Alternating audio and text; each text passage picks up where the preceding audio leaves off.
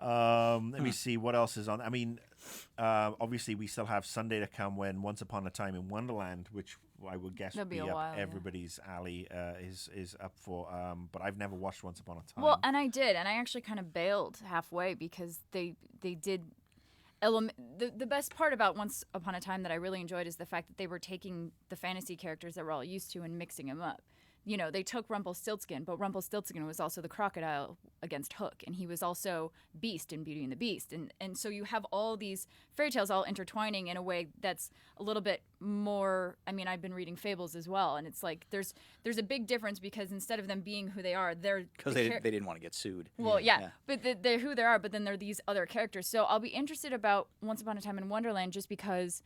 Isn't it like it's a 2-hour prequel to the new season? I don't know where it's going to fit, but it's got John Lithgow as the White Rabbit, so I mean, I'm in. Whoa, sorry. So is it a movie of the week or is it a new series? It's a new series, I thought. No, I think Once Upon a Time comes back in 2 weeks. Once Upon a Time in Wonderland is a spin-off and a prequel, bridging the gap between last season and this season. Okay. That's what I understand from watching the trailers. Okay. Yeah, I don't... Because I stopped watching. The billboard tells me nothing. So okay, yeah. Well, this is the question: Once Upon a Time or Fables? Oh, Fables. Yeah, you can't. Yeah. I haven't read all of them yet, so I don't. But I've also only gotten through half the season. Sorry, I'm just saying. The spirit voice of Elise is Elise is behind the camera. Let me see. Anything on the CBS list? Crazy One starts tonight. Robin Williams is back, and Buffy's in it. I love some Robin Williams, but I'm kind of tapped out. Scared about this. Yeah, it'll be fascinating to see what he does when he comes back to television. I did see Mom with Anna Faris and Allison Janney.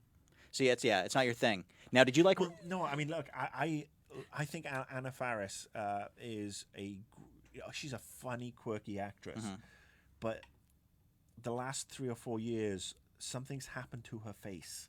Oh, she's getting shinier. So it's a purely plastikier. shallow thing. Then. Well, no. I mean, part of her quirk was that she was this kind of cute, goofy girl next door type who was now a classical beauty. I mean, that's why she was so good in the scary movie, the movie stuff. She didn't take herself seriously, and then she did Lost in Translation, and she, that was a great performance of perhaps she was being herself or whatever. Right. What about the House Bunny? Did you see the House Bunny? I saw the House Bunny, and I think that was where it started to go down. And there's just something about her where her skin has got shinier, her lips have sort of like gone a little bit all over the place. Really, I haven't noticed. Yeah, and it's just she seems to have lost that. She's still trying to be the Anna Faris of 10 years ago. Right. And I liked it 10 years ago. I would like to see her being goofy, funny, but not subscribing to this look that she has to have about her. Gotcha. But I mean, Mom is supposed to be better than Dad's. It's well, probably so. Mom actually is. Did you ever used to watch Roseanne? On occasion. Okay, this has a very Roseanne vibe to it because it's really about blue collar people dealing with life today and actual situations, but it's still a sitcom. It was created by Chuck Lorre, who did Big Bang Theory and not My Two Dads. What's the Two Men and a Baby? Two and a half. Whatever. I don't know. I never watched it. I like Big Bang. Yeah, I enjoy Big Bang as well. And so Lorre seems to be ruling CBS sitcom wise. But I think he's created a really interesting dynamic between mother and daughter, both of them recovering alcoholics, both of them basically kind of failures in their life, or they feel, I should say, they failed in their life. And just kind of these regular, everyday, let's survive and deal with the situation as best we can kind of scenarios taking place. So yeah, I don't know. I think it'll click into the people that are looking for kind of like a new show, in the vein of Roseanne. Let's talk about Sleepy Hollow. Yeah. Okay. Sleepy Hollow. Let's talk about Sleepy Hollow because you like it. I want to hear your synapse because I got one from a PA who had watched it, and he's like, and he starts telling me about it. I'm like, okay, and he's like, well, now here's where I'm gonna lose you. So I want to hear what's the shorthand. So the whole concept. I mean, Sleepy Hollow. I was a little bit concerned at first when it was like, oh right, so it's Ichabod Crane back into time traveling sleepy Rip Van Winkle type thing. Look up Rip Van Winkle if you're not familiar with it. And he's in modern day Sleepy Hollow, and the Headless Horseman is there. And I thought, all right, with an M16. Well, yeah, that was one of the more ludicrous that was things. The dumbest moment in that show. But do you know who the Headless Horseman actually is? You mean in the story or in real life? In the story. Yes. All right. So again, we're not going to dish out spoilers because I know this hasn't aired a lot, in a lot of places around the world, and we have to be aware of that. But it was huge numbers here in America, though. Yeah, it started off pretty strong. I mean, the whole premise is that it's not just the Headless Horseman week after week; that he is part of this bigger plot.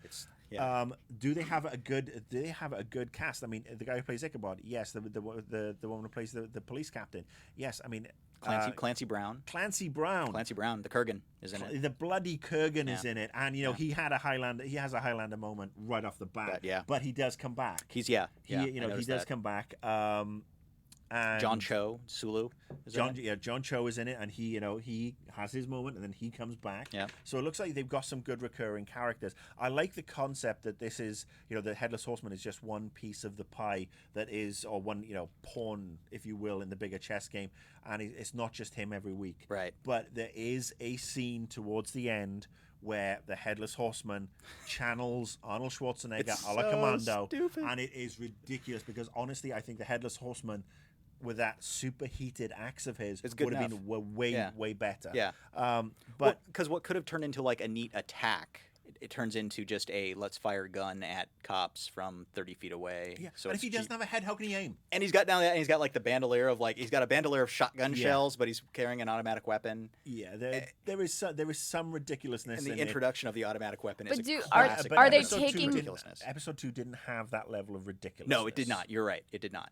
But it's like if Dan Brown wrote a fantasy novel, this would be it, because all of think about all the weird conspiracy levels of where it's going and what it all means, and it entails politics and religion and all of these other things to bring together this story. But are they taking themselves? I mean, I haven't obviously watched it yet. Yeah. It's serious. They are. It's Kurtzman and Orsi. They're trying to create their new Fringe to some extent. It's like they're trying to create their new series. I see. I didn't have a problem with Fringe. I thought Fringe was uneven at times. I loved the first season, then it went all floopily for a while. But one of the thing I don't want this show to fall into, and it's got, like I said, it's going to be a daft, silly, entertaining, fun Monday night Fox show, which is exactly what The Following was. Yeah. I mean, The Following for the first 5 episodes was actually really intriguing, and then The Following fell down into the hole of the bad guys are way smarter than every cop, FBI person out there because they're all stupid, and you could see everything coming from 3 miles ahead. Right. I hope it doesn't fall into that, and I can see this being a good 1-season show. Jeremy Hoffman did email us and say, how the hell is this going to be, beyond a season? Right. Yeah. And I don't think it could be. But if this is they'll find a way. They'll find a way. Well, if this can be a good one shot for a season, right?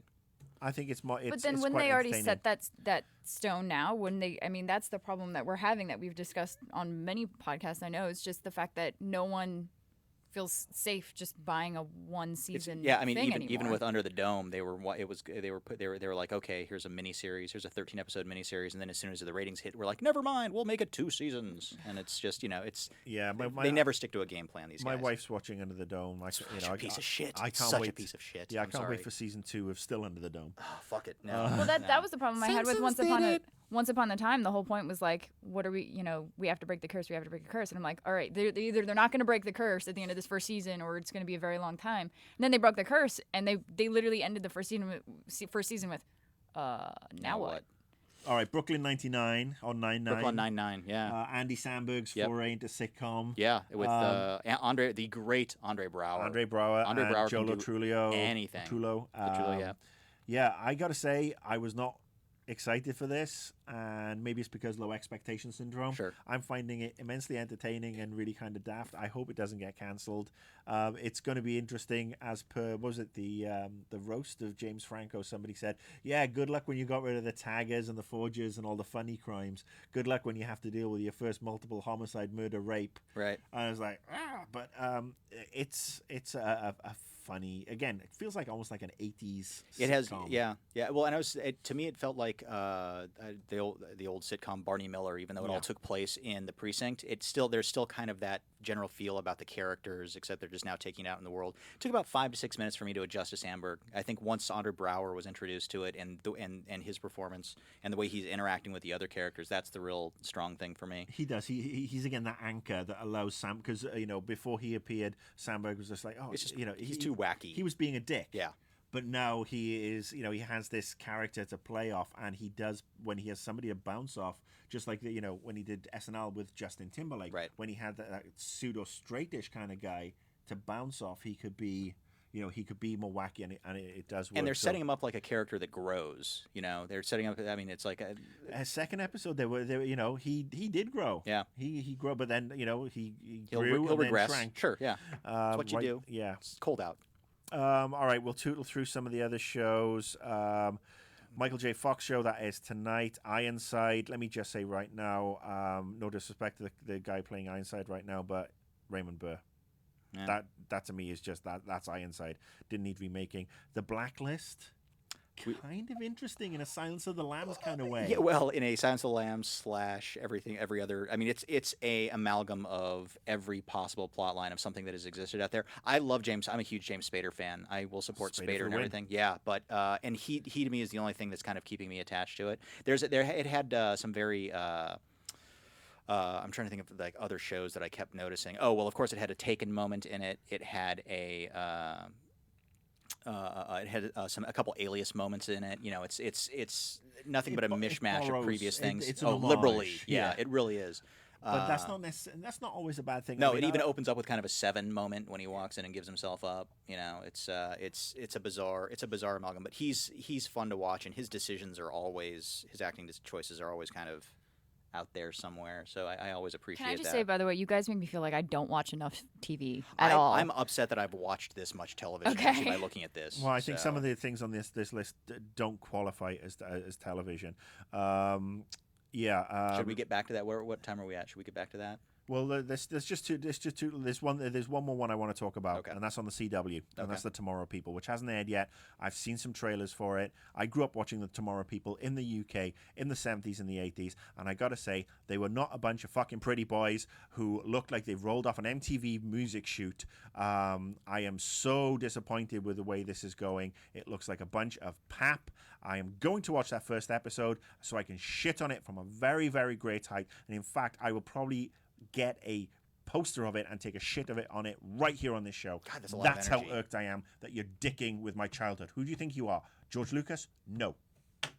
Did you see those bus poster ads that have been going around about different is wrong? Oh, that seems weird. Well, I think it's supposed to be ironic. Oh, okay. Yeah, but it's sending the wrong message to a lot of people where when those first went up, I had 3 different groups of friends across the U.S. like see them pop up and be like, that's not the right message to be sending. That's what I'm saying. The original Tomorrow's People, it was not brilliant. It was perfect as a kids' tea time show because that's what it was. It was on at 4 or 5 o'clock after school. But the kids were different. I mean, they were multicultural. They were from, broken homes and stuff like that. And it wasn't the broken homes where, dad's left taking all the money, yet we still can afford this 5-bedroom mansion. It was very gritty, and it dealt with a lot of really kind of sensitive stuff. But anyway, let's go on. What shows are we excited for that haven't yet aired? Is there anything? I mean, I'm the only one that's on my list is the one with Carl Urban. Almost Human. That's the one I'm looking forward to. That's the big curiosity. For me, Almost Human also, I mean, especially the budget on it looks insane. I mean, that makes Agents of S.H.I.E.L.D. look like a low-budget piece of trash. I just hope it doesn't become another Terra Nova. Well, fewer dinosaurs in this one, probably. This is Abrams versus Spielberg. I hate to say this, Spielberg's track record on television has never been that hot. Abrams has at least had a much more successful, and as a matter of fact, I think his vision most of the time fits better towards television. So, Almost Human and Carl Urban right away, you got the man floating through it. So that's cool. But yeah, that's, I guess, of all the, I didn't even know there was a Dracula show coming out. Yeah. Dracula and NBC. I mean, is Hannibal coming back? Or did that one get renewed? It did get renewed, but it won't be until next spring, summer. Okay. The normal season doesn't exist anymore, man. We're in the future.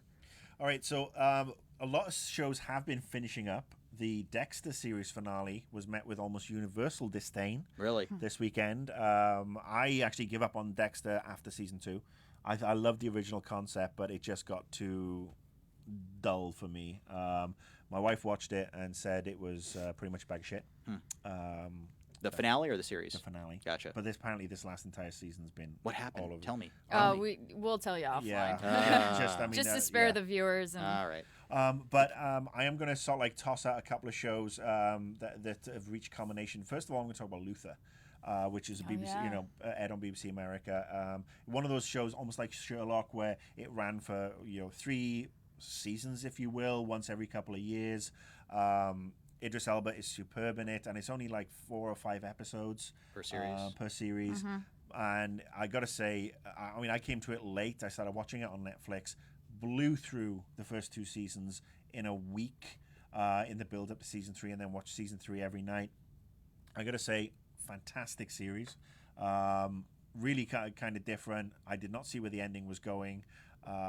It's just one that I recommend to everybody. And then another one which ended last night, Wednesday night, which is Broadchurch, which is not, it's more of a sort of like it's more of an intimate, I suppose, crime drama that's set in a small rural seaside town in Britain.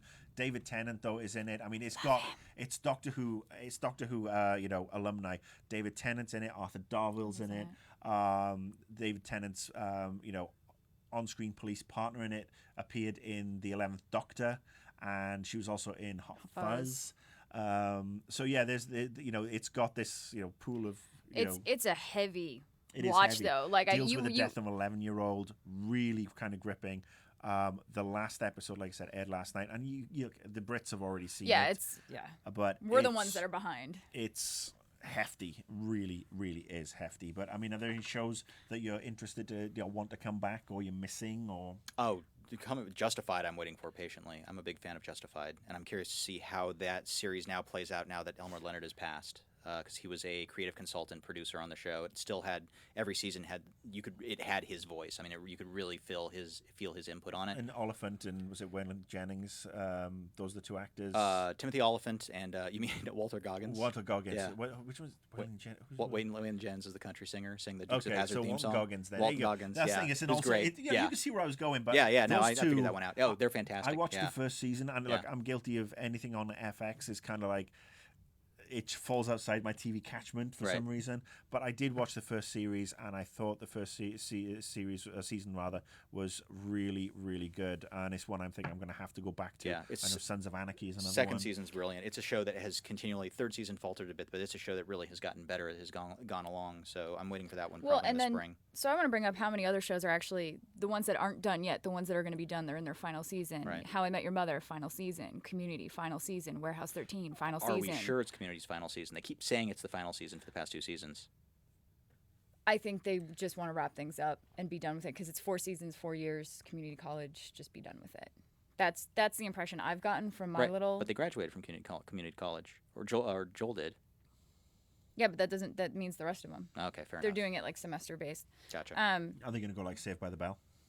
And then go to the college year, go to the college years, the proper college proper years, college years, university years. Who knows? I mean, but it's just I'm also something that's returning, not returning. I'm looking forward to American Horror Story. I didn't watch Asylum, but Coven. Again, I love that whole. Witches in New stuff. Orleans, man. Witches are the thing now. Have you Yeah. noticed that? There's Yeah, like 3 what the other hell is that shows going. about? What are you guys gonna do with all these shows that are ending? I hate Move to. on.